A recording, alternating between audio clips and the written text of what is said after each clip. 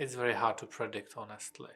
But my vision for our presidency is to carve in a stone that Ukraine has a right to be part of European society, that Ukraine has a right to become a member of EU. And I understand that there are different opinions on that already in EU. I take it very seriously. I'm listening to it very seriously, and for me, it's a point for things to be changed and explained. And we know that once the war is over, we will pay for the complete reconstruction of Ukraine. Once the war is over, and Ukraine will win this war, I'm 100% sure of that, that we will be helping Ukraine to rebuild the whole nation, to rebuild the whole country. Let's do it in a way that Ukraine can then be member of EU. That's the point of the whole thing.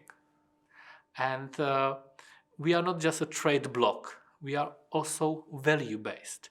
And Ukrainians, as a nation, people made a decision that those are the values they want to live.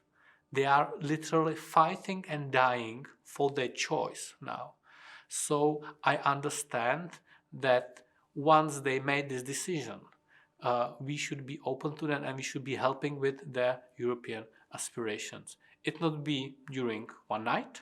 It's a long process. There is a lot of states which would like to join the EU, but we should have this mindset that it's a value-based organization, and that is also about this identity. Values are part of your identity. This identity is built upon vision that every person can pursue its own way to be happy, own happiness. And you have very basic values like human rights, rights to own, rights to think, and freedom of speech.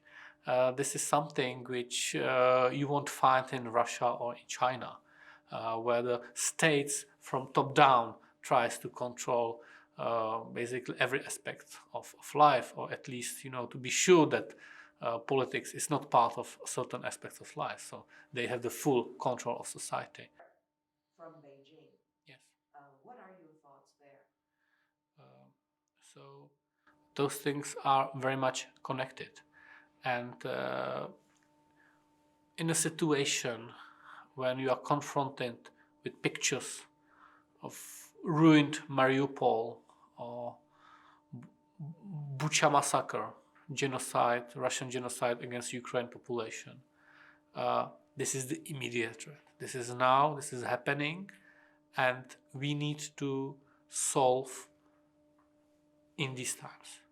But it doesn't mean that China is not our rival, our global competitor. It doesn't mean that the possible threats from rise of China is not there anymore. Yes, China wants to change the international order. Putin is attacking international order and rules-based order by the very brutal action against Ukraine. China has different means, more sophisticated, but still they have this vision of world based on their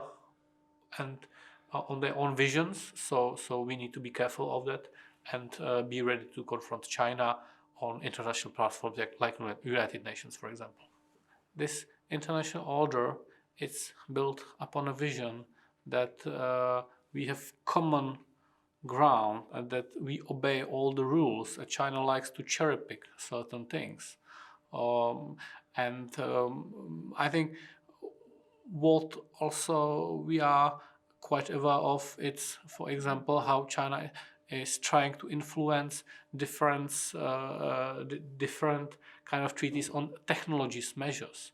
So there are very specific areas where they put their own vocabulary into that, which, for example, diminish the issue of human rights. They are ready to speak about the prosperity, etc. So they are really quite active. Slowly, but like the salami method, they are trying to change these ideas on which the international order is built upon.